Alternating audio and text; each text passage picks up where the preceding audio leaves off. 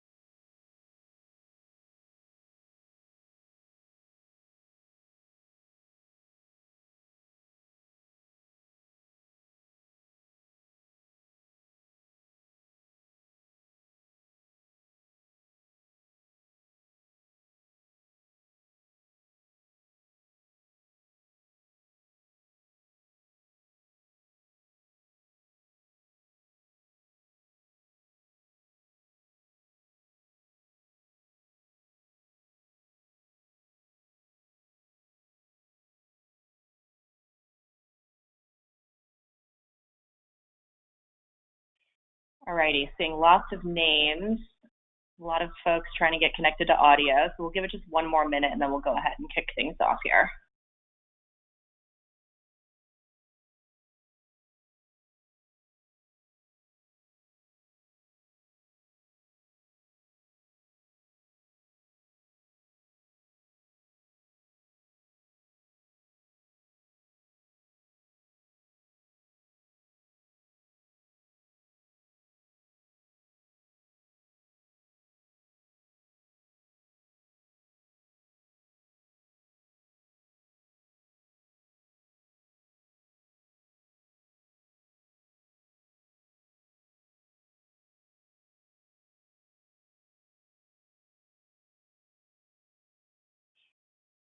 All right, we've already got some great questions coming in, so I will happily cover that in sort of our housekeeping and rules of engagement for today's session. But before we do that, let's do a quick sound check. Can everyone hear us okay and see the screen okay? Amazing, amazing. This ends up being one of my favorite parts of any webinar. A lot of friendly hellos, so many familiar names. Awesome. Thank you, Susan. Happy Wednesday, Courtney. All right, great. Good. Okay, awesome. Well, let's go ahead and dive in. We'll do introductions here in a second, but before we do that, let's go through a quick little housekeeping list. So glad to hear audio and visual is okay. At any point, if there's any issues, go ahead and just type that into the questions box where you've already denoted that you can hear us clearly, and we'll make sure that we keep a close pulse on that throughout the duration of today's webinar. So we will be sending a recording and today's slide deck, so do not worry about feeling like you have to take rampant notes or screenshots. We will send all of the content that we're going to be covering today. I also want to call out that the resources that we're actually going to walk through were also included in Christine Cruz Vergara's email last week, but we will share them again following today's session.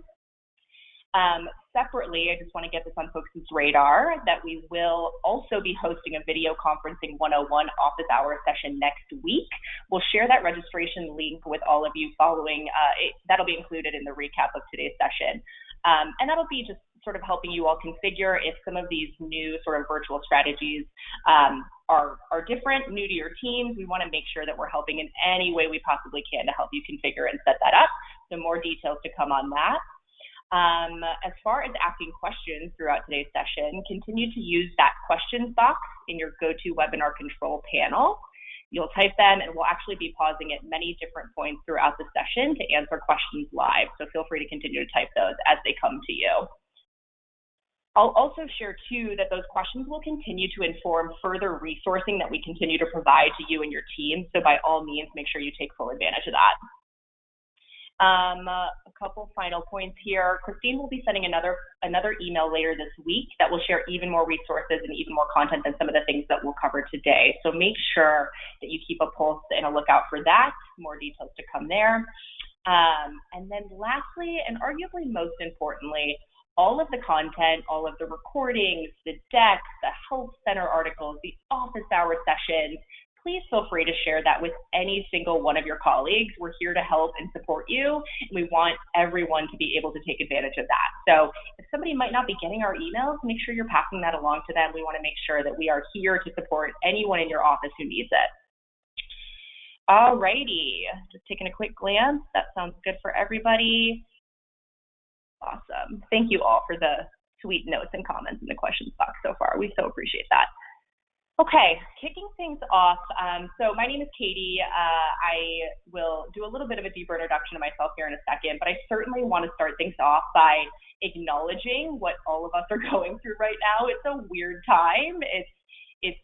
We're all taking a step back, finding new ways to take care of our families, stay safe, but also simultaneously, hence why we're all here, taking time to sort of bring together new, ever-evolving strategies to keep our students engaged under these different circumstances. So I wanted to start there, certainly call that out and acknowledge our gratitude for each of you taking time out of this now very busy schedule to be able to come together, talk through different ways to manage this as a community. And again, we'll continue to reinforce that we are here to support and help in any way we possibly can.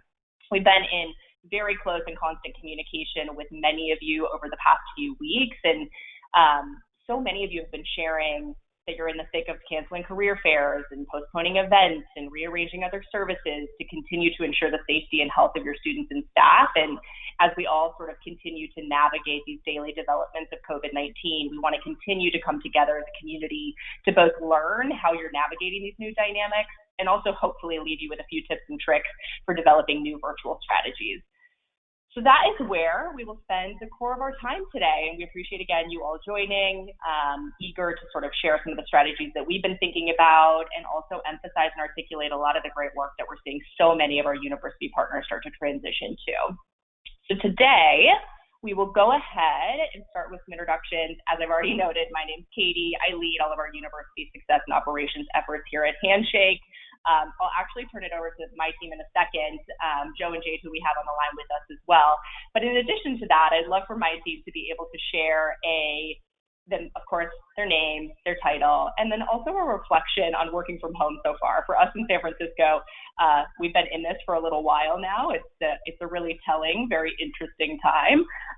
So I think my reflection so far on a little bit of a more serious note is that it's really, really it's a really interesting, while very serious time to see the different ways that now managing a remote team has empowered individuals to, nothing like a pandemic to really bring out folks' true colors. And I've so loved seeing everyone on my team and truly everyone at Handshake really rally and lean into this sort of new working environment and how people are coming together to provide insights to our partners. And it's just, I think we're all going to come out of this feeling really, really proud. So eager for us to continue that. And certainly on a less serious note, I'm married, living in a San Francisco sized house. So it's just sort of a constant battle between me and my husband to see who can be the loudest. So those are which is certainly a fun little anecdote, but those are kind of my musings. I'd love to, with that, turn it over to Joe to introduce himself. Thanks so much, Katie. As Katie mentioned, my name is Joe. My name is Joe Wygoski. You can just call me Joe, though. That last name often trips people up. I'm the University Support Manager here at Handshake. I have actually been working remotely for almost 3 years now, so I've had a bit of practice with this. I will say on a more serious note, from I think a personal health perspective, when you work from home, it can be easy for kind of work to become your life. Set up a workstation. If it's a room that you can dedicate to work, great. If it's a corner of a room, fantastic. If it's a table in a room that you can set up a workstation at, do that while you're working. When you're done working, step away from it, leave that room, maybe take that setup down if it's just on a table somewhere in your kitchen, but really allow yourself to step away from work and try to set up those boundaries so that you know when you're working and when you're not working. On a lighter note, I will say it's very easy to get hopped up on caffeine when you're working from home. If you have an espresso or a Keurig, a cup of coffee is like 2 buttons and 2 steps away. So try to work on kind of spacing that out throughout the day, so you're not overdoing it on the coffee perspective. And with that one, we were talking about that a little bit earlier here. And with that, I will turn it over to Jade. Hi, everyone. I'm Jade Path. I work on the university product team here at Handshake, and I work with a lot of remote engineers, so my working day hasn't changed all that much. The engineering team is entirely distributed across the country, so that hasn't changed my working style too much, but I was reflecting with a friend yesterday, and it was really fun to think about how much this has put an emphasis on the value of social connection and communities. I think we talk a lot about virtual and shifting to virtual and how that's going to happen, but this has really put into perspective how much we rely on our communities and these in-person interactions. And being stuck in our house, I think we can all appreciate those. But on a lighter side, I've also enjoyed really stocking up on a lot of snacks, particularly a lot of dips that we have in the fridge that my sister's been giving me a hard time about.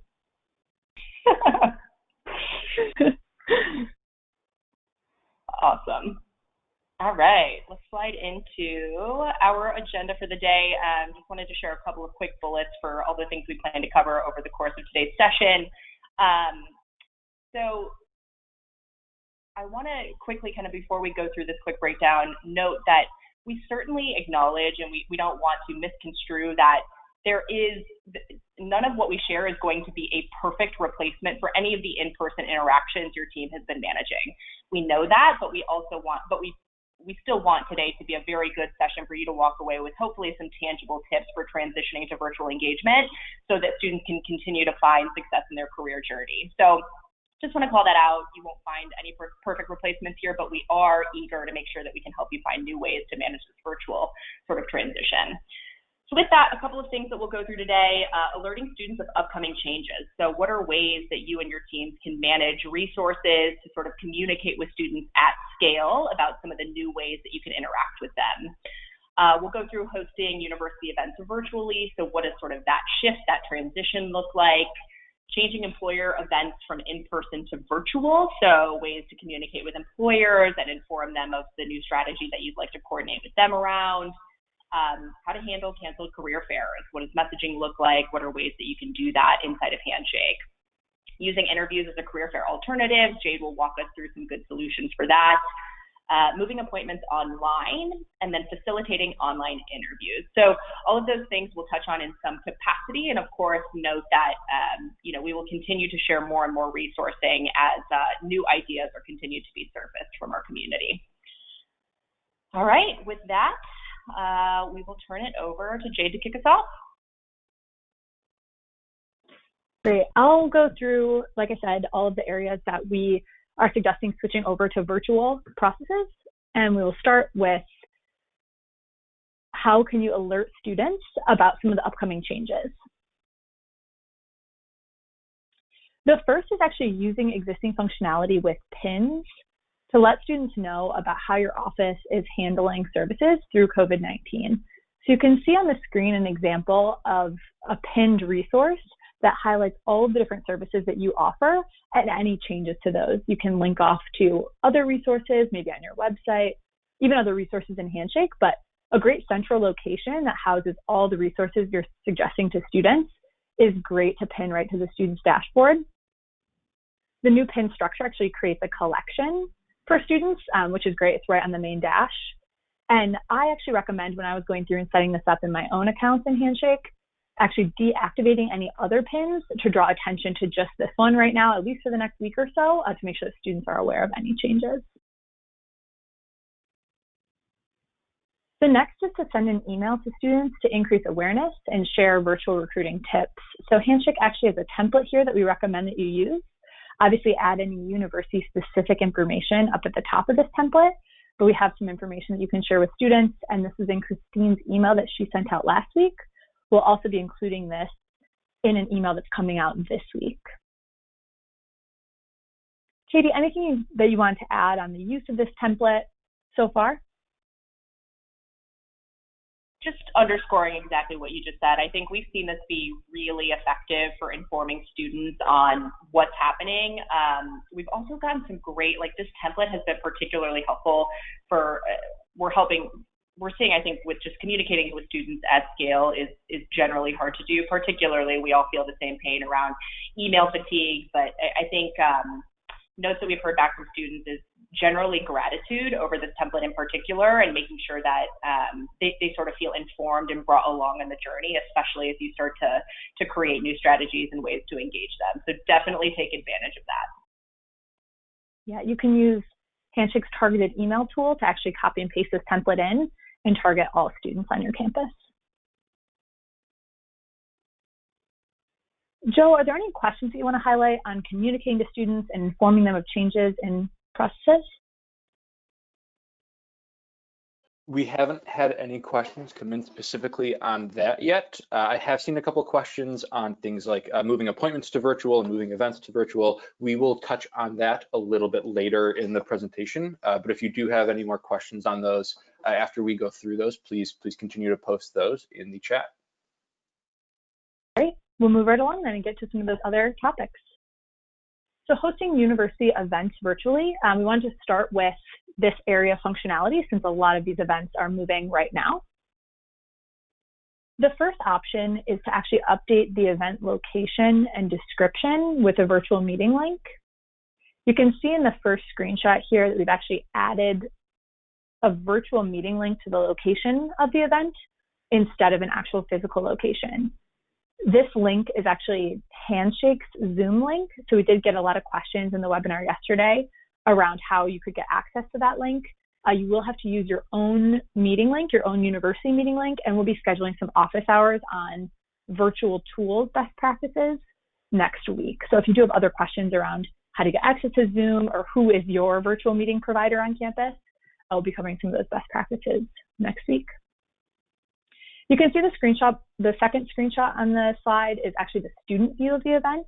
And you can see that virtual meeting location. It's not actually a live clickable link at this time. So the student wants to copy and paste that into a new tab or into a new window.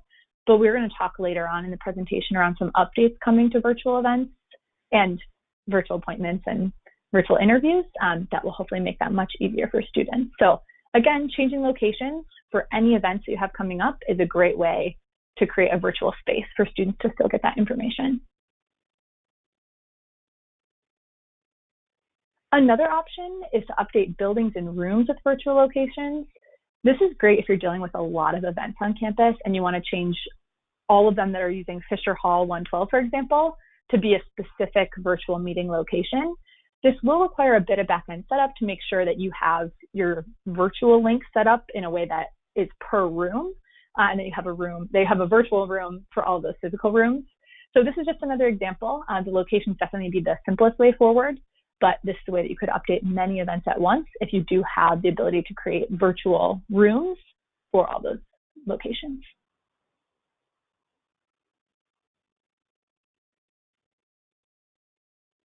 We understand that check-in is really important for you to understand how effective these events are and who is actually attending them. So we did want to highlight ways you can still check in students during virtual events. There's really two ways. The first is that you manually check in students during the virtual session. You can do that on the registrations page of the event, and you can actually just click the checkbox for checked in. If you're attending the virtual session, you can scan the list of attendees and manually check in new students as it's happening. You can also import a list of attendees after the event. If you do get a list, maybe it's an employer hosted and you get a list after the fact, or another department downloads the list of attendees after and sends it to you, you do have the option to import those attendees afterward.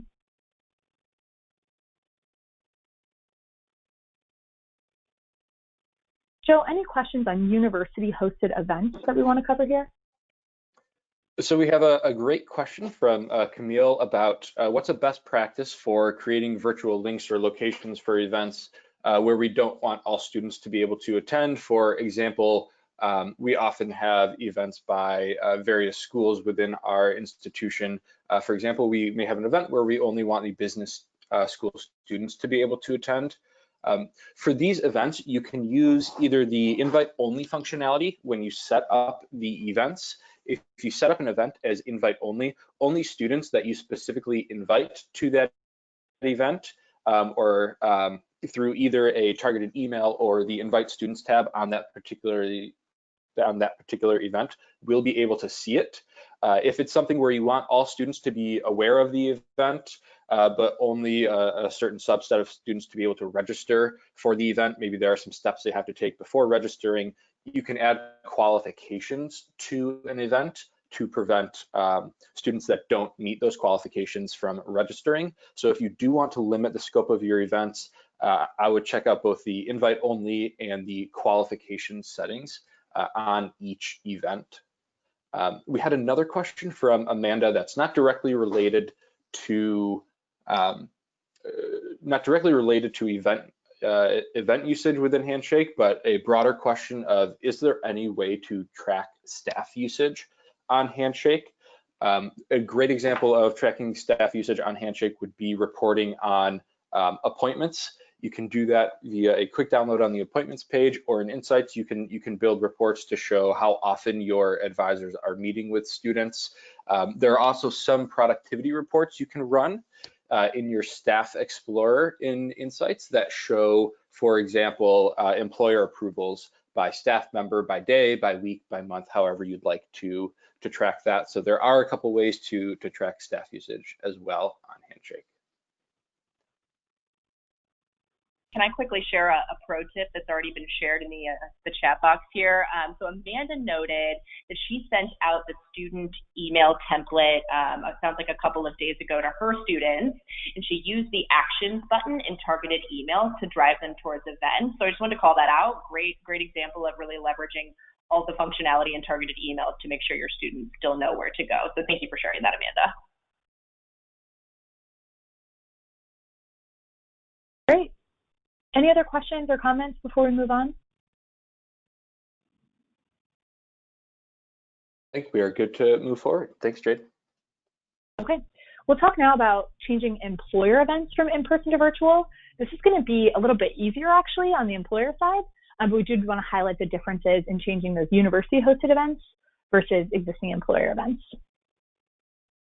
So we do suggest that employers actually request a new virtual event to replace any in-person events that they've already requested and that they've already been approved on campus.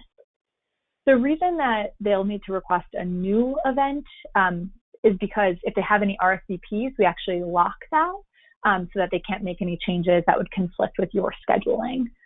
So if they do request a new event, they can select virtual as the format, and that will actually open up the space, as you can see in the screenshot, for them to add in a URL of where that meeting will take place. Again, this is Handshake Zoom link, so this would be specific to the employer and the platform that they're using to host the event, but they can actually define it as virtual, and then it's very clear actually where this meeting is and that it is going to take place in a virtual location. We've added a help article on this slide, and this is also included in the help guide that went out with Christine's email last week.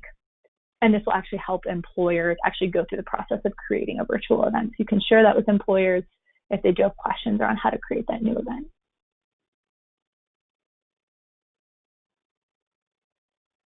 You can also educate students on how to search for virtual events.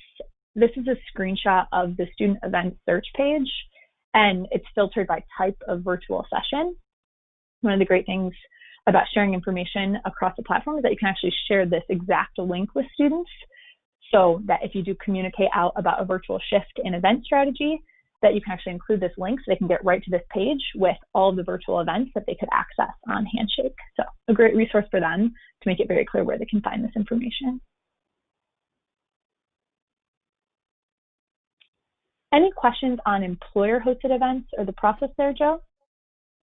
I do want to jump back actually to a couple questions on university-hosted events and a follow-up question to how to restrict certain students from being able to sign up for events. We had a question of, will all students be able to access the Zoom link for an event?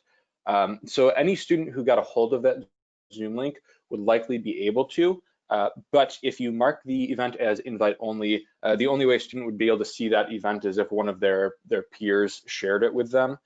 There also are some features built into Zoom where you can actually lock down a meeting and have a waiting room. So the organizer of that meeting will have to individually let anybody in that is trying to log into that meeting.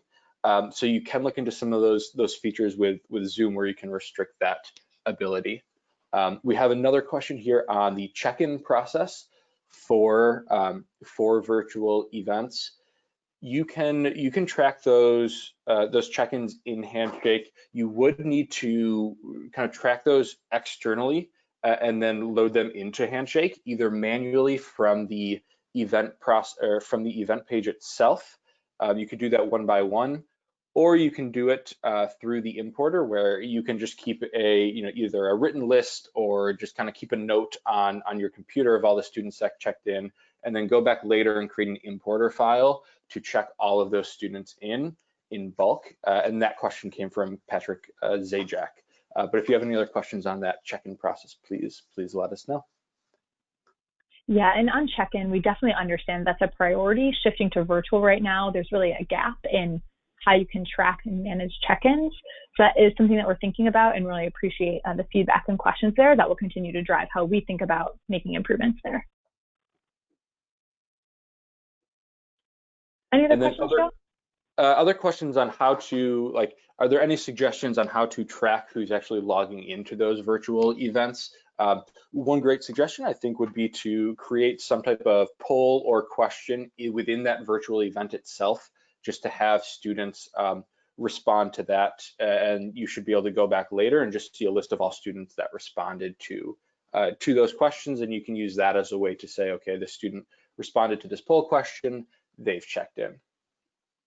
Similar to employer-hosted virtual events, something where I would recommend just working with your employer to ask if they can set up some type of poll question within their virtual session to have students interact a bit and just at least log that the students have been in on that virtual event.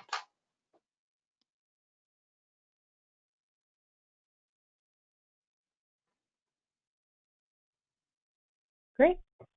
Okay. We'll move on. If there are other questions on events, though, feel free to continue to ask those. We'll pause after each section, and Joe will cover any questions that come in on any of the different sections. Next, we'll move to handling canceled career fairs, and we'll talk through a couple options about how you can manage transitioning career fairs to different events and even potentially interview schedules in Handshake. The first thing we'll talk through is actually pivoting from a career fair to a virtual event strategy. So this is not a way to replace your career fair in Handshake, but just another way to utilize some of the tools that already exist to create those employer and student interactions. So if you do want to pivot from a career fair and offer employers the ability to request virtual events, it's going to be the same option for them creating a brand new virtual event. So this will require you to shift, and they will have to request a new virtual event, but they'll follow that same process that we went through before, where they request a new event as a virtual type and enter in that URL. You can encourage employers to actually schedule these events in the same time window as your previous fair, and that would offer students the ability to maybe attend multiple events that day. You can also just let them know that they can schedule in the next few weeks as students have time and as they have time to create these virtual experiences.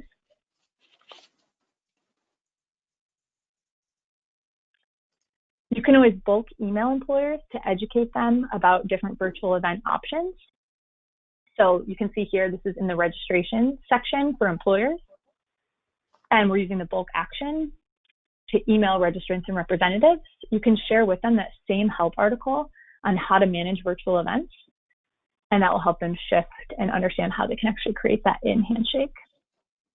Jade, I'd love to just kind of pause and underscore that for everybody. I think what we've tried to do inside of all of these different sections is highlight the help content. We hope that you can literally just copy and paste to your employers on how to best assist them in transitioning to this virtual strategy. Please don't feel like you have to recreate the wheel. We would love to do the majority of that work for you. So definitely take advantage of some of these resources that are linked out here. And again, just as a reminder for those who might have just recently joined, we will send all of this content out, so you'll have it all at your fingertips.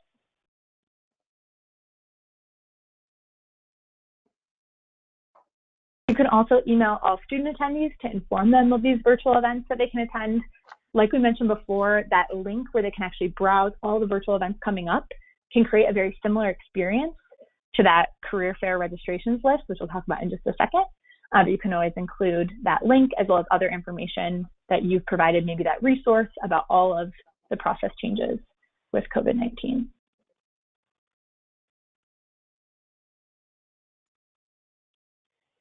A great way for students to understand which employers were interested in coming to campus is to actually send them also the list of registered employers so that they can follow any that they're interested in. This list has a lot of information already on it from employers, and the followed functionality actually exists across Handshake.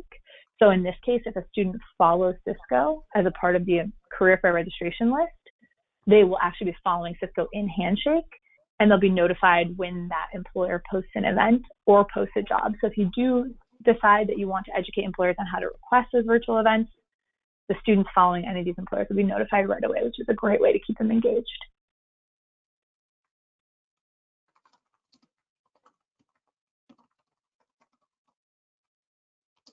You can also recommend that students check out any jobs that are linked on fair registrations. Like I said, this career fair registration list houses a lot of important information about the employer, the types of students that they're looking for, and in some cases, even the jobs that they've linked to those fair registrations. So before you do any cancellation, letting students know to check out that list can be extremely helpful for them.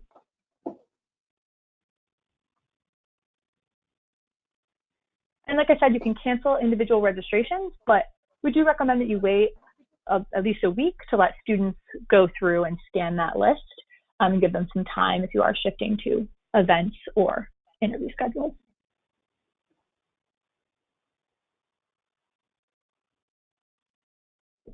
Cancellations, if they do require a refund, you will have to process that refund through your external payment vendor. I'll let Joe actually jump in here and talk a little bit about refunds. We've been getting a lot of questions about this, so I want to make sure that we give you the most up-to-date information. Thanks, Jade. As Jade mentioned, you can track refunds in Handshake. When you do so, you'll see it from each individual registration on Handshake. There will be a record payment or refund option on the left-hand side of that registration. When you go to record a refund, make sure you're entering that amount as a negative. If you enter it as a positive, it will show up as an additional charge from that employer. So make sure you're entering it as a negative so that we know to log it as a refund. You also are able to take private notes on those refunds for you and your staff for reference moving forward, something such as cancel COVID-19, just to let you know, okay, we canceled this registration or this career fair due to COVID-19, and that's why we're refunding this. When you send that refund, a receipt will be sent to the registrant on that employer registration, and you can send a copy to yourself as well, and there's a space to include a custom message. The important thing to remember here is if you have set up an integration with either TouchNet, CashNet, or Stripe, refunding them through Handshake will not actually process the refund. It will only record it in Handshake for your records. If you need to actually process that refund, you will need to work with TouchNet, CashNet, or Stripe to make sure that item actually gets refunded. In a similar way, if you do work with TouchNet, CashNet, or Stripe to refund a specific employer's registration, that's not going to send the information over to Handshake. You will have to manually record that refund in Handshake as well. Thanks, Jade. Great. And then any other questions, Joe, that you want to cover coming in about career fairs in general, shifting to a virtual strategy? So we had a question come in on, does the option to create a virtual event appear to all employers? So employers will only be able to create an event at your school if they have been given a specific permission to post events in their employer approval. So that's something else to check when you are reaching out to employers to ask them to switch events to or switch to a virtual event. Double check all of their employer approvals and make sure they have the post events option. If they have that, they'll be able to post an event with you and a virtual event with you. If they don't have that option, they will not be able to post an event with you. So that's something you'll want to double check before reaching out and asking them to post virtual events there. That's a really great point. And I just want to make sure that everyone understands that you can update employers' roles in bulk from your employer management page. And correct me if I'm wrong, Joe, but you can update, and if you would like to apply that events role to any employers that you're working with directly as a part of the career fair or just a larger set of employers, you can update those roles in bulk. You can, and an easy way to go about doing that would be to just probably apply a label to those employers from your career fair registrations page, and then use that label on your employer's page to just bulk add that role to their approval. Yeah, that's a great tip. And just want to make sure, I'm not sure if this is part of that first question, but all employers can request virtual events as long as they have that role. And then we had another question here on really being able to set up for employers kind of like individual one-on-one interactions with students. We do have a workflow that would allow you to set up kind of your career fair instead of as a series of virtual events, as a series of virtual interview schedules where employers can set up one-to-one meeting slots with each student. If you're interested in doing that, it is something that takes a little bit more setup work on your end, a good bit more admin work on the back end of Handshake. But if that is something you are interested in, please reach out to our support team and we can get you more information on how to do that. Yeah, we actually have a couple schools that have implemented interview schedules instead of a career fair and have educated employers on how to request those. So we do have a few screenshots too that we'll send out in some of the materials after of how you can recreate a one-on-one virtual experience using the existing interview scheduling tools. We'll go through interviews too later on in the presentation, so you'll get a sneak peek. But we do have more information on that. It just is a bit more time and more manual, so we wanted to make sure to include that after.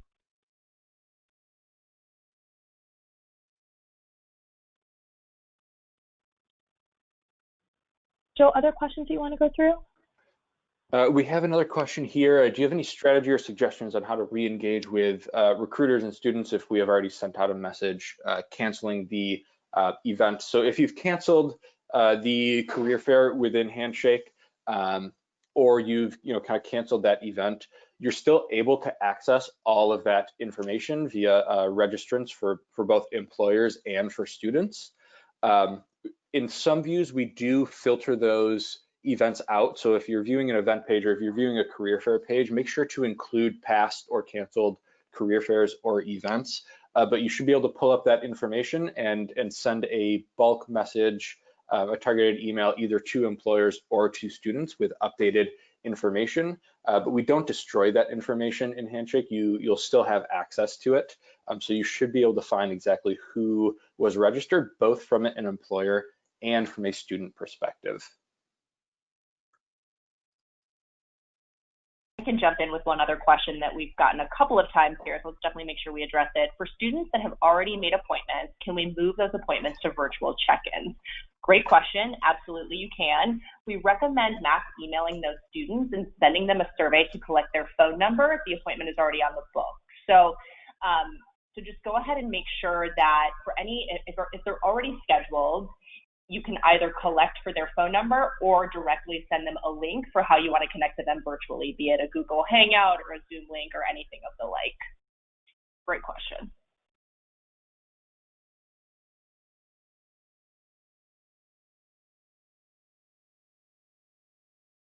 Awesome. Good to move on, Jade? Great. Okay, next we'll talk about moving appointments online. This is definitely the most common workflow that's moving online. And because most appointments at this time are one-on-one, it's a little bit more straightforward to actually shift these into virtual settings. So we have a couple options for you in Handshake for how you can shift to virtual support. The first is updating office locations for each staff member that's hosting appointments to include their virtual meeting link. This, you can see I have an example here of Jade's office. Again, that's my own personal meeting room link. So yours would look different. It might even be a different provider. It might not be Zoom. It could be Google Hangouts, whatever tool you're using. And what this is going to do is actually update the location of each appointment that you have with a student to be that virtual meeting link. And in order to make this update on all the appointments that you have, you'll also need to add your office location to your individual staff profile. So you can see here my personal information. In my user settings, I've actually selected Jade's office as my individual office location, which is going to show to students that location on each appointment they have scheduled with me.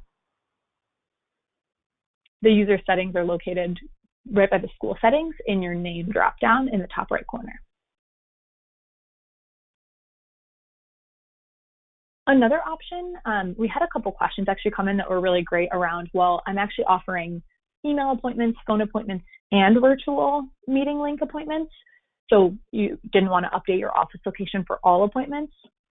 You can actually update appointment mediums to reflect the different types of appointments that you're taking. And you could select one as email, one as a video call, one as an email, or one as in person in this case, but most of those would be email, phone call, or video call. And you can actually add in for appointment mediums, individual meeting room links for some of the different staff members, and then configure those appropriately. And I'll show you on the next screen here. You can set, so the reason that appointment mediums is helpful if you are offering still many different types is that you can actually set appointment mediums on the appointment block that you're offering. So you could set the appointment mediums as that meeting room link, an email, or a phone call for all of your upcoming appointment blocks to make sure that students have those options.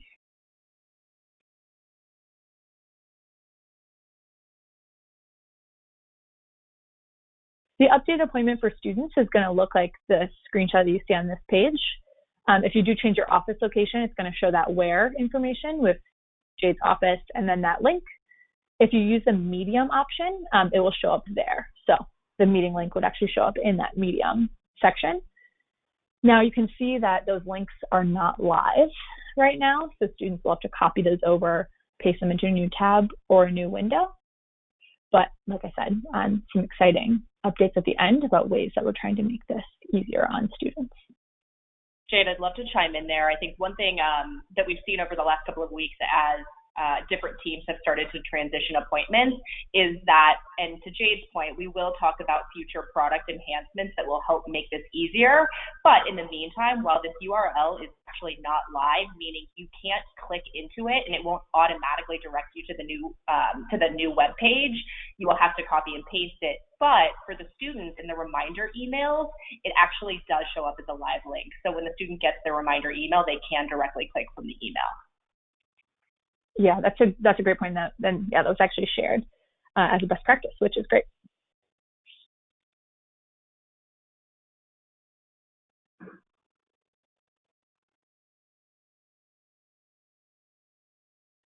We talked a little bit about phone appointments, but any phone appointments in the future that you have, you can actually add to your pre-appointment surveys the collection of a phone number, the collection, of how the student is hoping to connect. So you can include a lot of information in that pre-appointment survey and the pre-appointment message, maybe about changes in appointment scheduling. And again, this will be for new appointments that are created in the future.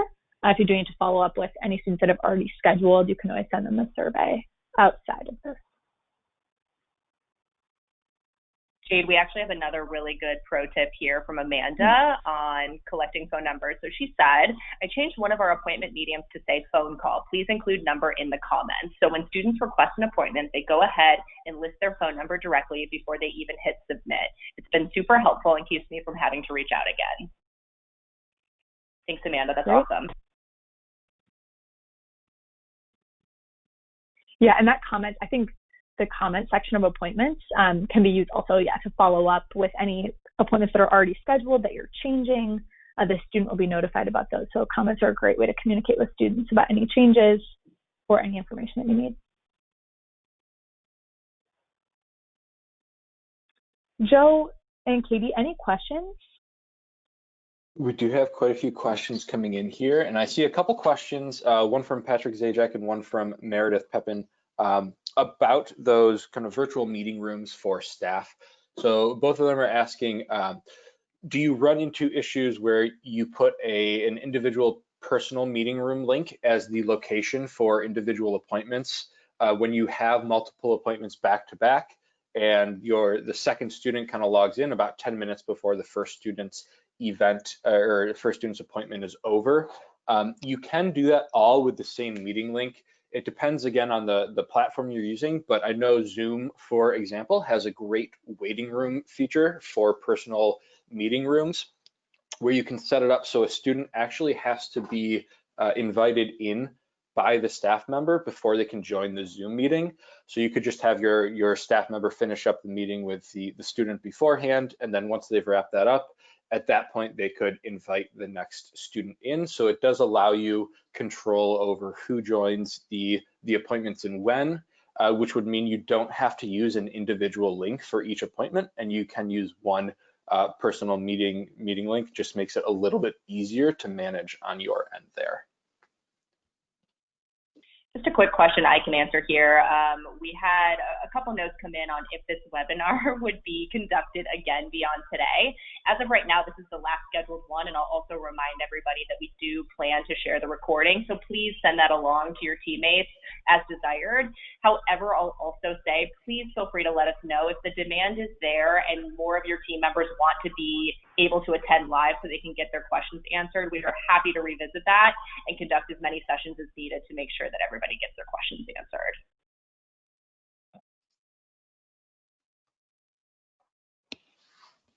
Thanks, Katie. And jumping back to another appointment question here, we have a question on the calendar sync.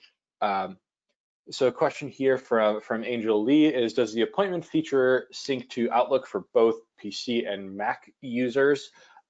So yes, it does. If you use our two-way calendar sync feature, that will work for either PC or for Mac. It works with Outlook as well as most of your kind of major calendar providers. It'll work with Gmail, Office 365, and Outlook. So our two-way sync will work regardless of whether you're using a PC or a Mac.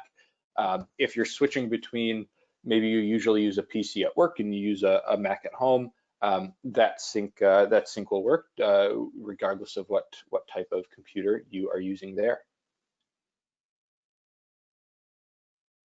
More questions again on how to bulk approve employers to allow them to post events. Again, I think this is just a good one to recap quickly here. You can bulk approve, you can add the role of post events in bulk from your employers page. You'll just need to compile a list of employers that you want to give the ability to post events. So whether you go to your career fair and label your employers from the career fair, or if you have just a list of employers, you can add a label to those employers through the importer, filter on that label in your manage employers page, and then add that label in bulk. And it's also, Joe, it's a bulk action, right, to add the roles too, right? Correct. That's a bulk action.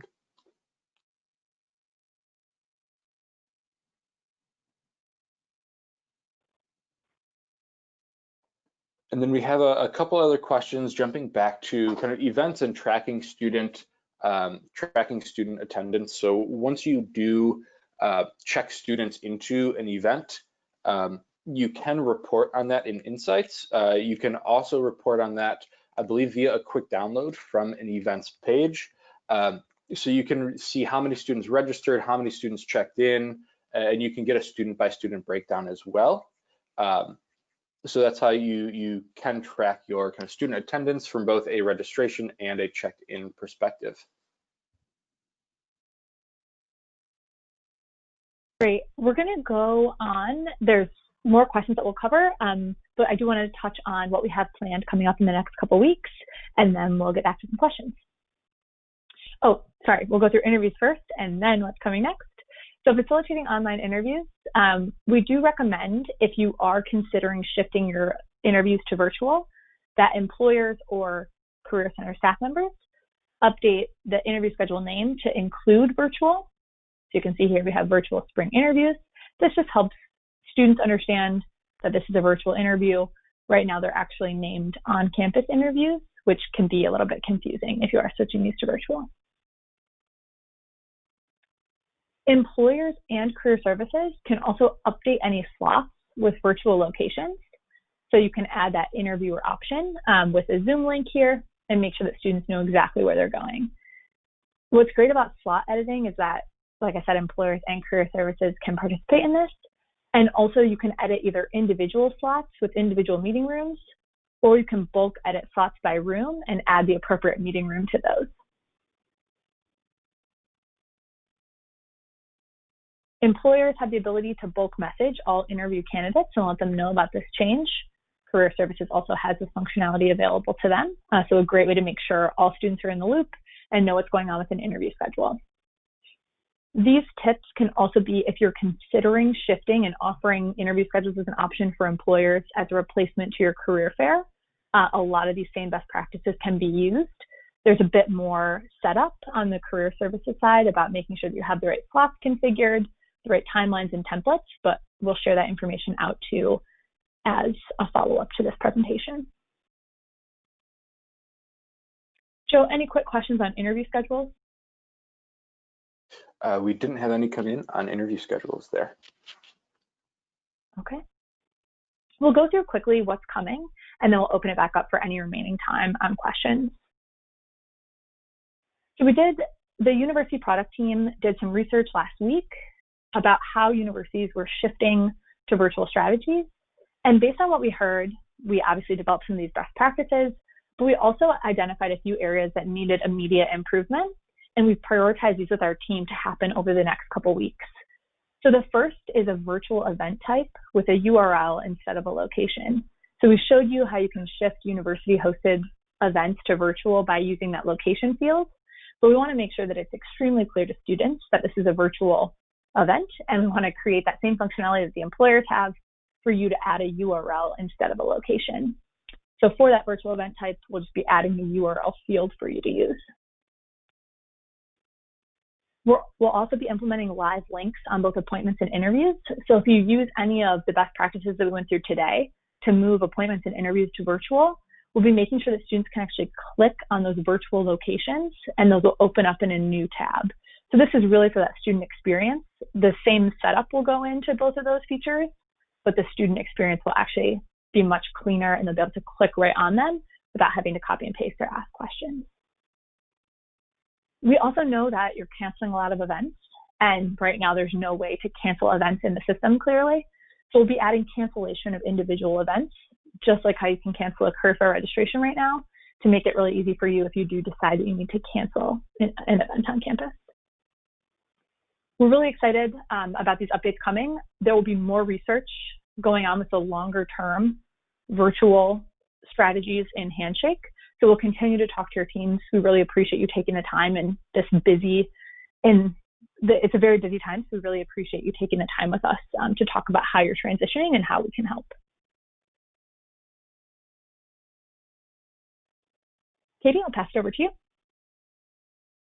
Awesome, thanks Jade, and definitely just want to underscore Jade's last point. So many of so many of the reasons that we've been able to internally move quickly on some of the updates that we know are going to help your teams during this time have come directly from all of you and the meetings that you've been willing to take time out of your schedules to have over the last few weeks. So thank you so much for contributing to that.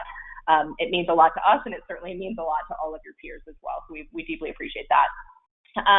I just want to talk about a couple of things from the community. I kind of want to open this up into sort of twofold. If you have ideas that you want to share with your peers around things that you're doing that are working particularly well, I've tried to read out a few that folks have already so graciously shared. By all means, feel free to start typing those into the chat box. We're kind of aggregating all of those ideas and then sharing them out as they come in. I do want to also reiterate that that all of you have access to the Handshake users community. So many of your peers are in there sharing amazing tips for how they're managing these digital strategies.